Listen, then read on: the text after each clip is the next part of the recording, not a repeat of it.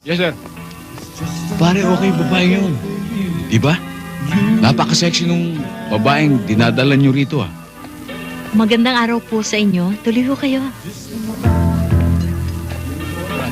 Kailangan natin pag-usapan at tanungan ng department. Paano yan? Hintayin muna tayo. Saka na lang natin bubertahan si Velasco. Balik tayo dito sa hardware, pare. Iisa lang ang sikyo at kilala ko may-ari. Isang mayamang inchik. Kilala niyo naman ako pare, di ba?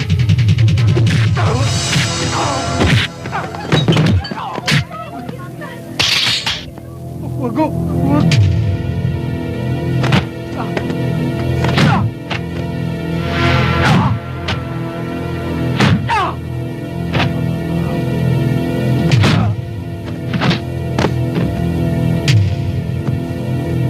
Anak ng tutsa o...